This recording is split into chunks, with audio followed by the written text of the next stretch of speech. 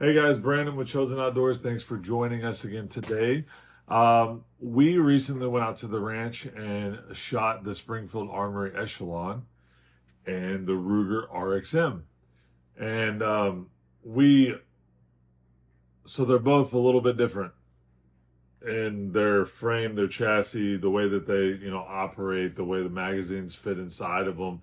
There's subtle differences inside of them. There's a big price point difference. But there's subtle differences to the guns.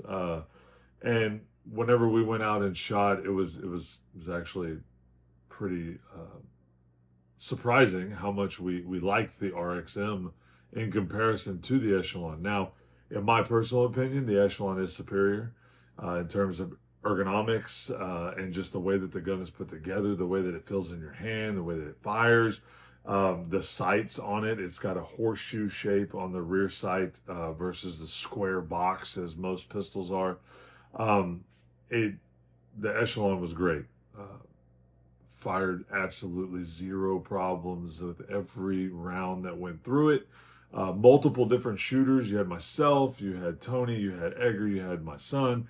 We were all shooting it. Everybody loved it. Okay. We had no fouling in the Echelon. We had no jams. You got jammed. We had none of those. We had perfect. It was just a perfect performance out of the gun, which is to be expected. I mean, Springfield puts out a good product just about anything that they put out on the market. Um, Springfield has some rifles we need to try. Caveat for another video. But we also shot the Ruger RXM, and I mean, for its price point, it performed very well. We didn't have any issues with it. I think it might have jammed once. That was the RXM did. Yeah, the RXM was Yeah. yeah, the RXM jammed once. But other than that, we didn't have very many issues out of it. But even with the RXM jamming, I think it was more of a clip issue than or magazine issue than it was. Yeah. So that's what I was about to get to too. The magazine in the RXM is kind of what is like Edgar. He's nitpicky on little things, and the magazine was an issue for him. Whenever you empty, even full, you put it into the firearm itself, and you can jiggle your hand, and you can feel the magazine shake inside of the magwell. So it's a little deal. I mean, if the firearm performs well and you're comfortable with it, little things like that, they're just manufacturing ways to save money.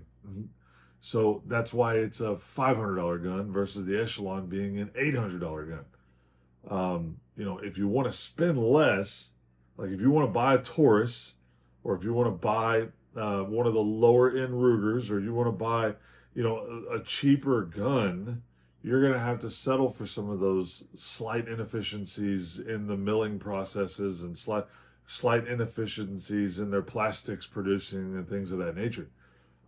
If you really want to jump up and you want to get to like the FN, or you want to get up to, high end Kimber, or, things of that nature, those guns are, they're a little bit tighter on their tolerances. But their manufacturing process costs more. So you're going to pay more for the gun. It's all in what you as the end user want to spend. I'm perfectly fine running around with a Taurus, because you know what? I could tear it up and I can go buy another one for $300. I can buy, or $400, whatever they are. I can buy 3 or 4 of them for the price of one high-end gun. Now, if I want something that isn't going to be torn up and taken out, and it's going to be like my how would I say this? Whenever you buy boots, you have work boots and then you have going out boots. So if you want to have your everyday gun kind of be something that is reliable, you want the reliability of it. Don't go get an SCCY and expect to have reliability whenever push comes to shove. But if you want something that's reliable at a lower cost point that you could possibly tear up, great. Go with a Taurus. Go with the lower end Ruger. But if you want something that's like your going out gun, and you want it to look nicer on your hip or whatnot, that's whenever you jump up to the higher. I think the Echelon fits a middle gap there. The Echelon is in between the lower price guns, but it's not quite in your over $1,000 realm. So it's a perfect gun that kind of fits. Now it has a larger barrel. It's got a 4-inch barrel on it. They have it in 2 different magazine configurations to make the handle of the gun a little bit shorter, so you can conceal it. Honestly, I don't. For me personally, I mean, I have a license to carry, but concealing the firearm isn't really important to me unless I'm at church because we have to conceal them. But That's right. Used to, whenever you had to conceal, if you silhouetted, it was considered illegal. But now, because we have open carry and all that, even if you're silhouetting, it's still considered concealed. So it's all in what you want. It's all in what you want. It's what you want to spend. It's how you want it to shoot and feel. Now, the RXM has a heavier trigger than the Echelon. The Echelon has a really nice trigger. Super smooth. Those are the little subtle differences that you get in your price point differences. But hey, the RXM now has like 5 new colors that you can get from Magpul. You can change out the actual stock, the hand grip of the gun. You got like a pink, a fuchsia, a blue, a green, but then you also have your black and your gray that it normally came in. So if you want customization, customability without having to go Cerakote something, anything that says the word Magpul on it, it's your bet. If you want to customize the Echelon, you're probably going to need to Cerakote it. Cerakoting is not a super expensive process. It just takes time. If you're interested in that, holler at me. I got a guy over in Port Arthur. He's amazing. We're actually got 2 guns with him right now. One is my Beretta that I love, and I've had her for like 10 years, and she's amazing. And it's a shotgun, but I take it into some adverse conditions that it's not really made for. So he's Cerakoting the barrel in action for me. And then we have a customer's AR over there that's getting customized as well. So it's all in what you want. I personally, if I was going to buy a gun for myself, I would 100% buy the Echelon. But if I wanted something to just run around the ranch with, I would gladly choose the RXM. Yeah. 110% totally up to you as the end user. But in this video, we're going to flip over and we're going to show you us shooting them out at the range. And we're just giving you information here. The new Ruger RXM. Safety is paramount. Always check your chamber.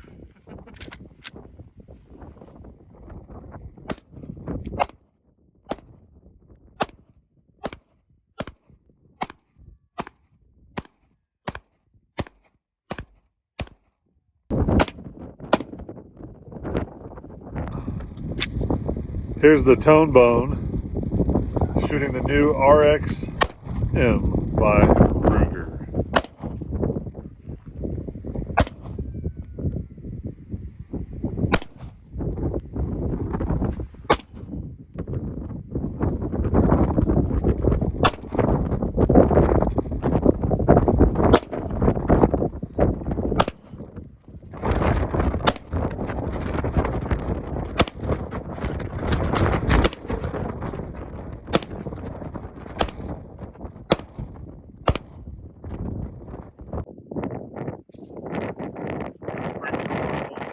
Springfield Echelon.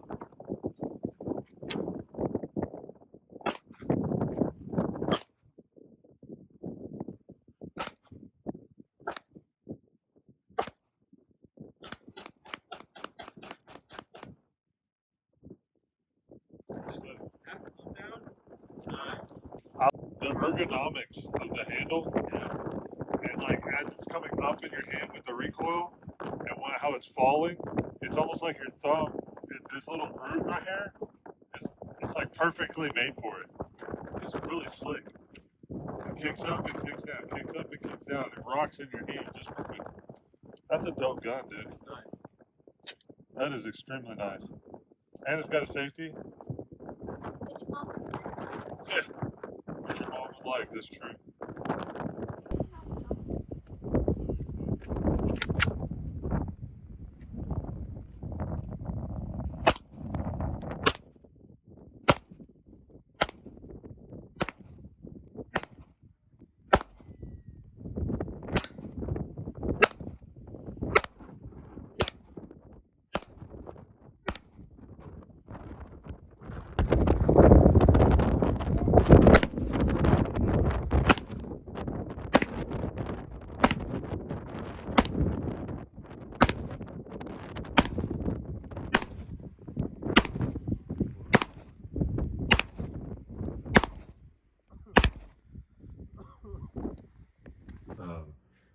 coming up here shortly, we're going to have information on this guy, Christensen Mesa FFT in a 308. We're going to have some information on this guy. This is the Christensen Evoke, their new, more cost effective. No, I wouldn't say cost effective. It's their lower end, let's say that, okay? It's about a $400 difference between this rifle and this rifle. This is new. I think they originally started coming out with them in 24. SHOT Show 25 really kind of drove them. Now we're finally getting them back to where we can order them again. Little thing, let's just, for a second, let's just go ahead and peel into it for a second, because I love guns. So this is your typical style of stock that you would find on almost any hunting rifle, okay? Now, it has a little bit of a drop here to where it makes it a little pistol grippy, but it's still a sporter style, it's still a hunter style stock in the back end here. And you have your sling swivels, okay? This is for a sling. You can put a bipod on this, but most of the bipods that you put on these sling swivels, they're not real sturdy, okay? So this is extremely light. With the scope and everything, this thing is like 7 pounds. Like, it's nothing, okay? Now, the new Evoke, thank you, Bogpod, for the amazing death grip. This guy here, if you can see how much more of a drop in this heel here, like it really comes down, and it makes almost a true pistol grip as compared to this. So a lot of people relate this to bench rest shooters. This is your precision long range style. You really are able to get your hand around it like you would a pistol, okay? And it provides a lot of stability whenever you're shouldering the firearm. Now, this stock is made out of carbon fiber. This stock is not. It is a polymer, okay? This has a detachable magazine. This one does not. The actions, it's still based off of Remington 700, but there are some subtle differences in the overall production. You have deeper flutes inside of this one. This one's a little bit lesser of a flute. It's still fluted though, so I mean that's awesome. The back end shape of this is different. I haven't done all of the technical specs and see like what the differences are in their firing pins and plungers and lug system, but I'm gonna bet that the lug is pretty much the same on the two of them. Christensen likes that. I know for a fact they use a ZeroTech trigger on the Mesa and the Ridgelines. I'm not exactly 100% sure what trigger they're using on the Evoke just yet, but this gun is a lot heavier. Now, one thing I do like is you actually have a Picatinny rail on the front of your firearm here, to where you can put a flashlight, you can put an IR extender for a night vision, or you can put a bipod on here that attaches to a Picatinny rail.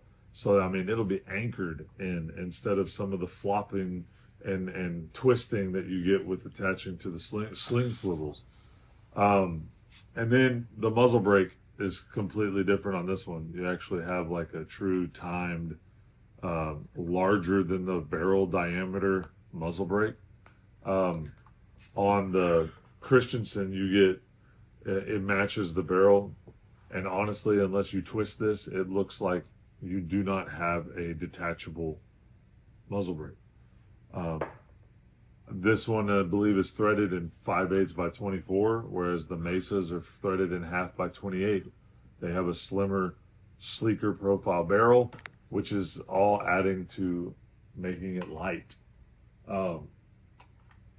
This one retails for about $1,000, and this one retails for about $1,400, $1,300, somewhere in there. So there's a $300-$400 difference between them. Actually, the $1,000 is after tax, monster metals, somewhere in that range. But this one's your cheaper version.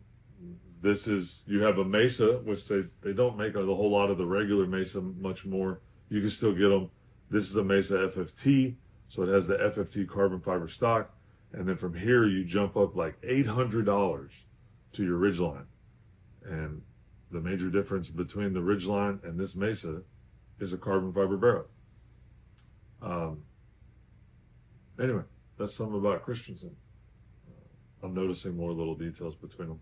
Anyway, that's for the full Yeah, I overview know. video. This scope that we put on here is ZeroTech. ZeroTech, I don't know. I think I saw them on a Facebook ad or something of that nature. Yeah, I think while we were in Africa. Yeah.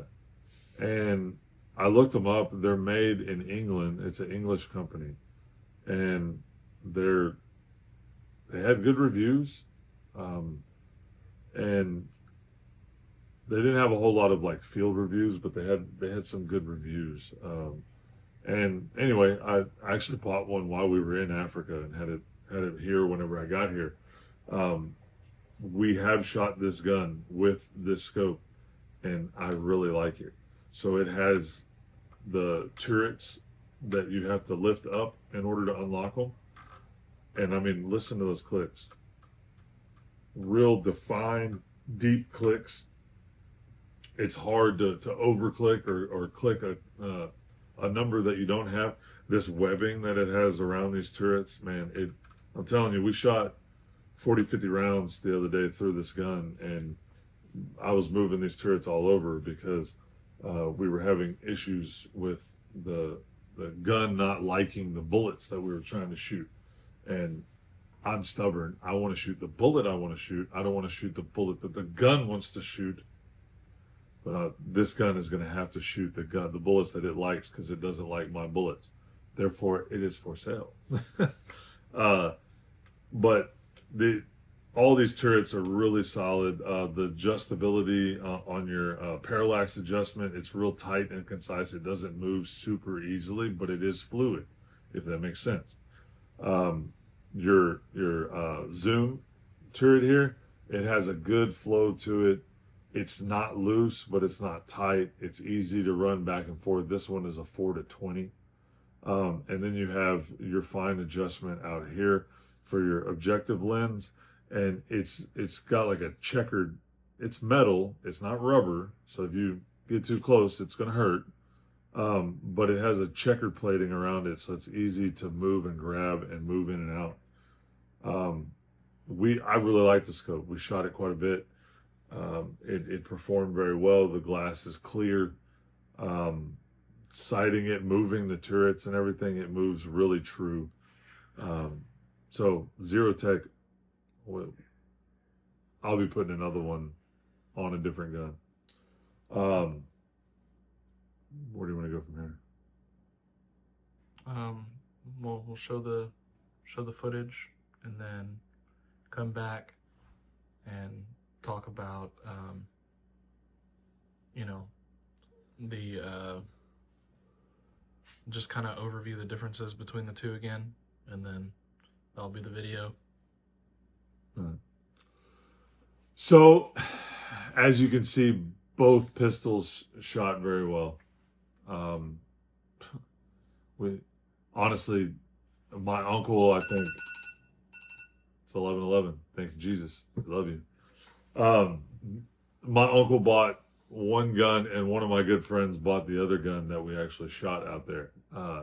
So we don't have them here today to kind of run through while we're talking on this intro and exit video that we're making here. But both pistols are being used by the people who purchased them, and they love them as well. So if that's not proof enough. Yeah, my Joe, his uncle, put about 200 rounds through it the day after he got it, and still no problems for the RXM. So, like I said, the Ruger RXM, solid performing. It's got some subtle things that a real pistol person might not like. The Echelon, it's hard to find a whole lot that you don't like, other than it's a little big. But most people aren't doing the concealed thing anymore. So, I mean, the compact pistol isn't all that important as it used to be in Texas. Now, if you're outside of Texas and you still have concealed laws, like, by all means, you need a compact pistol. But in the state of Texas, we don't have those restrictions. There's nothing nothing wrong with carrying that Echelon all day, every day if you want. So ultimately, it comes down to what you want. Do you want custom ability, or do you want just solid performing and a little bit more ergonomic pistol? If it was up to me, I would let you choose. I like them both. I'd shoot either one. So you make your decision. When you're ready, give us a shout. Look us up, ChosenOutdoorsTX.com. Look us up at Chosen Outdoors LLC, Liberty, Texas on Facebook. Like and subscribe to this channel here. And yeah, we have more footage coming out. We have rifle footage. And then we're going to have a little bit of shotgun footage. We have the new Sauer Blaser SL5. Actually, it's not new, but it's new to us, that we're going to be reviewing here in the near future. So I know you see this little guy behind me. He's a little mistreated. All right, this is our AR. This is our 17 HMR. We probably won't review that caliber specifically, but in the future we probably will review this gun in a different caliber. This gun it's a Ruger American, so there's nothing special to it. It's just a Ruger American, but it's their Go Wild edition. So you get Cerakoted barrel and a different color stock and whatnot, but it comes in all different calibers. So anyway, we are Chosen Outdoors. We love Jesus. We love the outdoors. We love guns. 830-499-2312. Edit that out. I don't want my number on YouTube. Yeah, I was about to say. But yes, if you're in the market for a firearm, or you would like more information on one of the guns that we're reviewing, hit us up. Like I said, like and subscribe to this channel. And yeah, we love you.